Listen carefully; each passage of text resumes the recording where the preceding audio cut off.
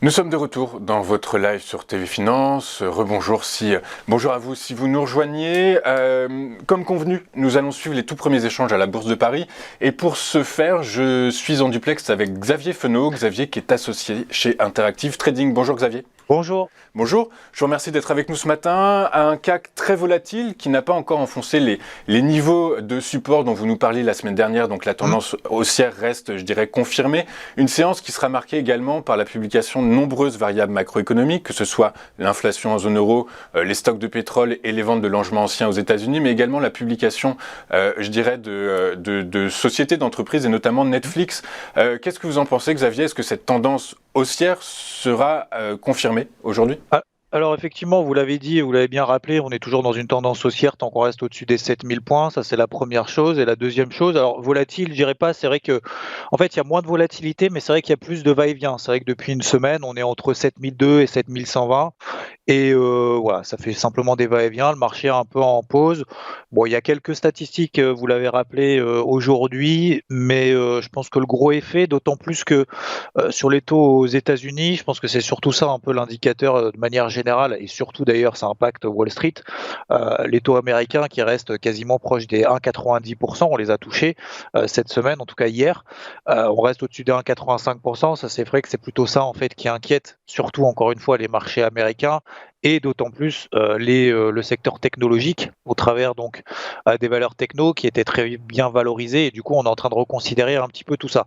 Donc aux États-Unis c'est beaucoup plus topique, donc c'est moins, on va dire moins haussier, même si rien n'est remis en cause pour le moment, il n'y a pas d'alerte majeure. Oui, effectivement, il y a un petit flux baissier qui s'est mis en place, mais pour autant on est déjà arrivé sur des gros niveaux daily aux États-Unis. Ce qui nous concerne, donc sur le CAC, on a les bancaires qui profitent de cette remontée des taux de manière générale. Donc le CAC est quand même composé de pas mal du secteur bancaire, donc forcément le CAC surperforme les autres indices. On a également le secteur de la construction au travers par exemple de Vinci qui est très fort, et Total qui profite de la remontée du pétrole comme tout le monde le sait. Donc globalement, vous l'avez bien rappelé, zéro alerte baissière pour le moment. Les tendances, même d'ailleurs sur certaines actions au sein du CAC, j'en évoquais quelques-unes tout à l'heure, s'accélèrent même.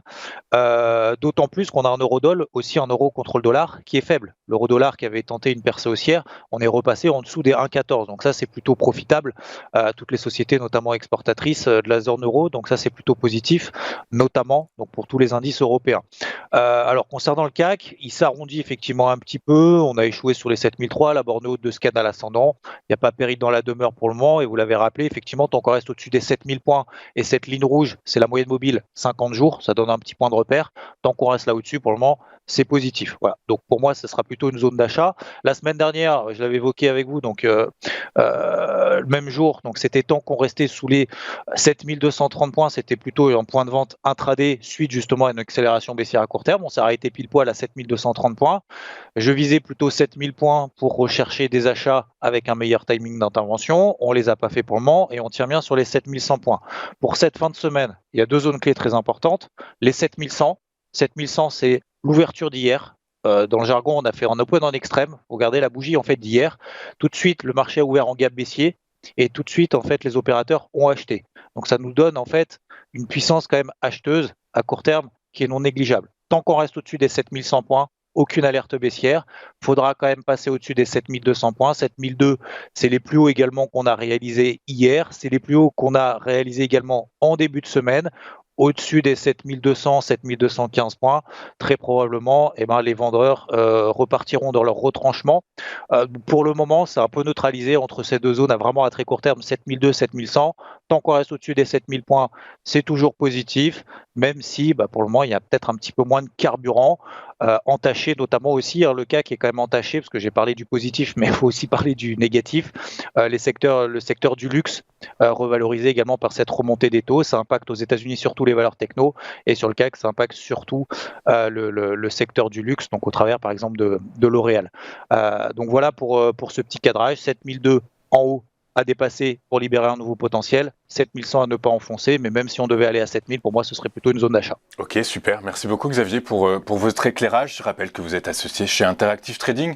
On va marquer une pause et on se retrouve tout de suite après avec les Market Movers d'Antoine Fraisse-Soulier. À tout de suite sur TV Finance.